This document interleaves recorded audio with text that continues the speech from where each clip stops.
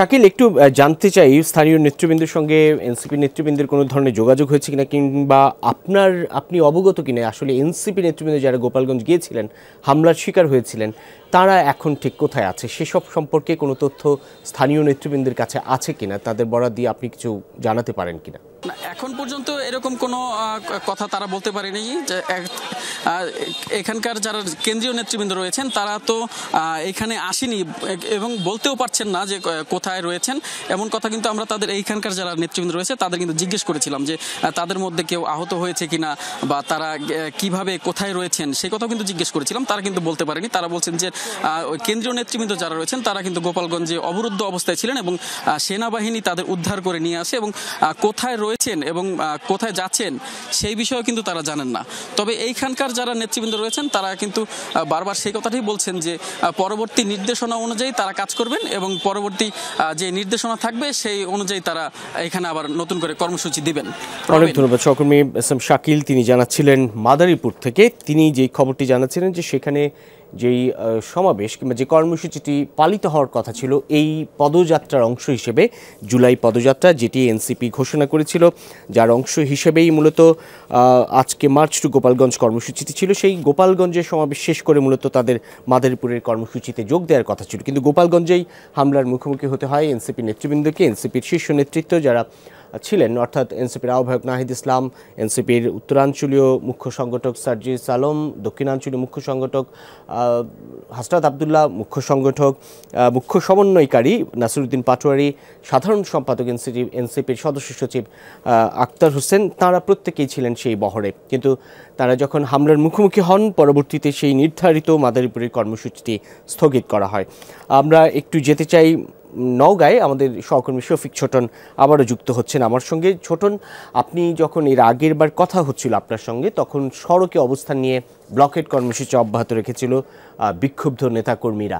একটু জানাবেন তাদের কাছে কেন্দ্রের নির্দেশনা এখন পৌঁছেছে কিনা? অর্থাৎ এর আগেও আমি আপনার কাছে যেটি জানতে চেয়েছিলাম, নাহিদ ইসলাম আহ্বায়ক এনসিপি, তিনি বলেছেন ব্লকেট কর্মসূচি সরিয়ে নিতে মূল সড়ক থেকে, কিন্তু রাস্তার পাশে অবস্থান নেওয়ার আহ্বান জানিয়েছিলেন।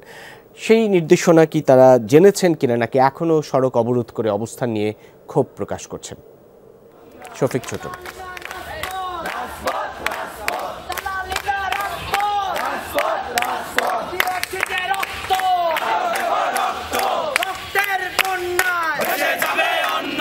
আমরা দেখতে পাচ্ছি নওগাঁ সদর মডেল থানার সামনে বিক্ষুব্ধদের অবস্থান। তারা স্লোগান দিয়ে মূলত তাদের ক্ষোভ প্রকাশ করছে। নওগাঁ সদর মডেল থানার সামনের ছবি আমরা দেখতে পাচ্ছিলাম। বৈষম্য বিরোধী ছাত্র আন্দোলন কিংবা এনসিপির নেতৃবৃন্দ নিশ্চয়ই সেখানে যুক্ত আছেন। আমাদের সহকর্মী শফিক ছোটনের সঙ্গে যুক্ত হবার চেষ্টা করছিলাম। ইতিমধ্যেই ব্লকেট সরিয়ে নিন, রাজপথের একপাশে অবস্থান করুন, লড়াই চলবে, এমন আহ্বান জানিয়েছেন এনসিপির আহ্বায়ক নাহিদ ইসলাম। এবং সেই নির্দেশনা এখনও দেশের নানা প্রান্তে যারা বিক্ষুব্ধ হয়ে তাদের নেতাকর্মী সমর্থকরা পথে নেমেছিলেন তাদের কাছে পৌঁছায়নি, এবং সে কারণেই অনেক জায়গায় মূল সড়কেও অবস্থান ধর্মঘট বা অবস্থান করে সড়ক অবরোধ অব্যাহত রয়েছে। যেটি বলছিলাম, গোপালগঞ্জে সমাবেশ শেষে এনসিপির নেতাকর্মীদের ঘিরে হামলা, সংঘর্ষ, রণক্ষেত্রে পরিণত হওয়া, পুলিশের হামলাকারীদের প্রতি গুলি, টিয়ারশেল নিক্ষেপ করে তাদের ছত্রভঙ্গ করে দেওয়ার চেষ্টা, এক পর্যায়ে পুলিশের সঙ্গে সেনাবাহিনীর সশস্ত্র অবস্থান, সব কিছু মিলিয়ে যে বিক্ষুব্ধ অবরুদ্ধ অবস্থা ছিল গোপালগঞ্জে, তারই পরিপ্রেক্ষিতে মূলত দেশ জুড়ে বৈষম্য বিরোধী ছাত্র আন্দোলন ব্লকেট কর্মসূচি ঘোষণা করেছে। এবং সেই ব্লকেট কর্মসূচি দেশের নানা প্রান্তেই আসলে পালিত হচ্ছে, যেখানে গুচ্ছগুচ্ছভাবে নেতাকর্মীরা পথে নেমে তাদের শীর্ষ নেতৃত্বের প্রতি হামলার, তাদের শীর্ষ নেতৃত্বের কর্মসূচিতে হামলার ঘটনার নিন্দা, প্রতিবাদ, শাস্তি, সেসবের দাবি জানাচ্ছেন। আমরা যেতে চাই একটু দিনাজপুরে। আমাদের সহকর্মী মাহফুজ আনাম আমাদের সঙ্গে যুক্ত হচ্ছেন। মাহফুজ, একটু জানতে চাই, দেখতে চাই দিনাজপুরের চিত্র।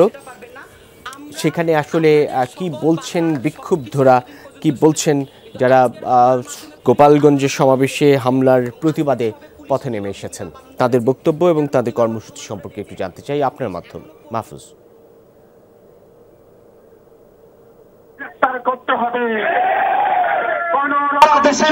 সকল আওয়ামী লীগ নেতাদের গ্রেপ্তার করতে হবে। পুলিশ খেলা চলবে না।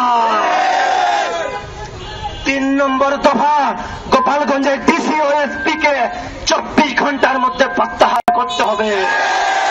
কারণ আমাদের ভাইদেরকে হত্যা করার জন্য সকল পতিত ফ্যাসিস্ট লীগ ঐক্যবদ্ধ হয়ে গোপালগঞ্জে সাহস করেছে যে আমাদের ভাইদের উপর হামলা করা।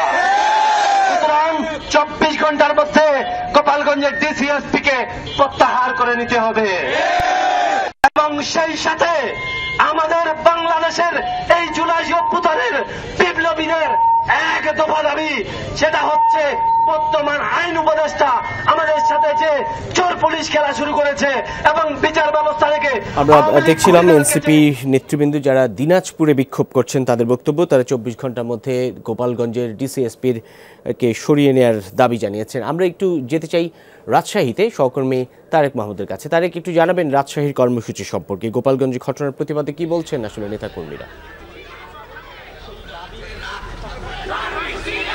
রবিন, সন্ধ্যা 6:30টায় রাজশাহীর যে অলকার মোড় রয়েছে, অলকার মোড় থেকে এনসিপির নেতাকর্মীরা তারা বের হয়েছেন এবং বিভিন্ন স্লোগানে কিন্তু তারা রাজশাহী শহরের যে গুরুত্বপূর্ণ মোড় রয়েছে, পয়েন্ট রয়েছে, সে মোড় এবং পয়েন্টগুলো অতিক্রম করছেন।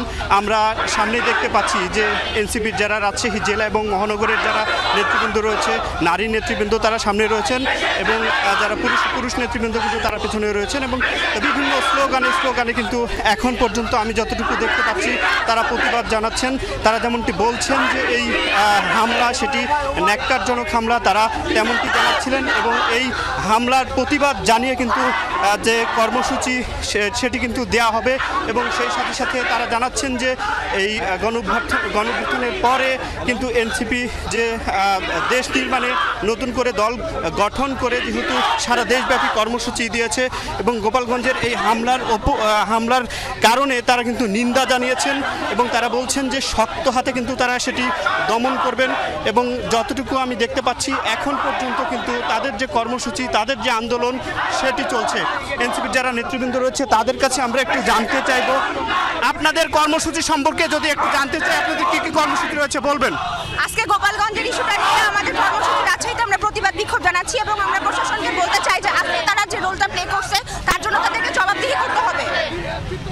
ধন্যবাদ আপনাকে। রবিন শুনছিলেন এবং একটু আগে কিন্তু আমি যতটুকু দেখতে পাচ্ছি যে এখন পর্যন্ত অলকার মোড় থেকে এখন রাজশাহী নগরীর যে গণকপাড়া মোড় রয়েছে, ঠিক গণকপাড়া মোড়ে কিন্তু তারা এসেছেন, এসে তারা তাদের যে আপনি থাকুন, আপনার ছবি আমরা আসলে দেখতে চাই এবং সেটি দেখব। আমরা একটু যেতে চাই নওগাঁয়, শফিক ছোটন আমাদের সঙ্গে যুক্ত হচ্ছেন। ছোটন, একটু জানাবেন সেখানে আসলে কি করছেন এনসিপির নেতাকর্মীরা, তারা থানার সামনে আসলে তাদের সেই অবস্থান নিয়ে কি বলছেন? আমাদের ধৈর্যের পরিচয় দিয়েছি কিন্তু এখন আমরা আর দিতে রাজি না। আমার ভাইয়ের কিছু হলে প্রশাসন জবাব চাই, গোপালগঞ্জে হামলা কেন? সামনে দেখতে পেলাম খানিক আগে নওগাঁ মডেল থানা, সদর মডেল থানার সামনে বিক্ষুব্ধরা, তারা আসলে সেখানে কি বলছেন, কি করছেন?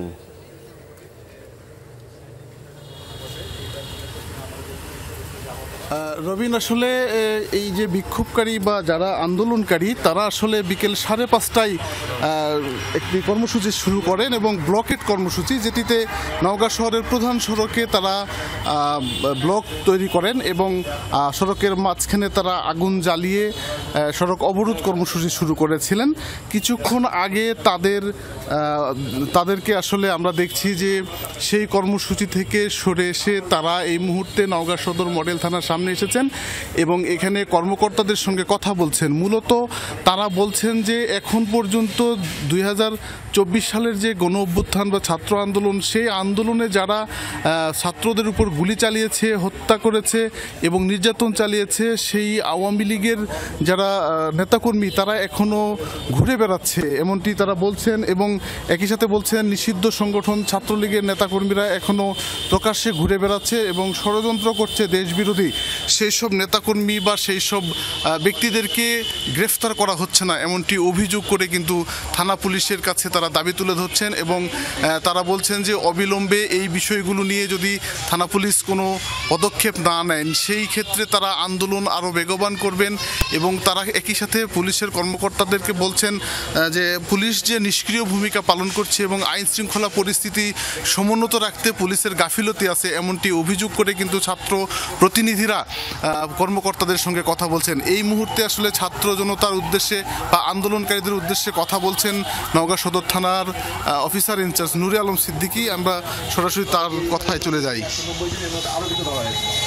সেক্ষেত্রে আমরা আসামি ধরার বিষয়ে তৎপর আছি এবং যখন যে কোনো আপনাদের থেকে আমরা আসলে এখানে যারা আসছি সবাই নতুন, আমরা যেটা হয় আর কি পুলিশের যে ধারাবাহিকভাবে বদলি হয়, এইবার যেটা হয়েছে পুলিশের যে সবাই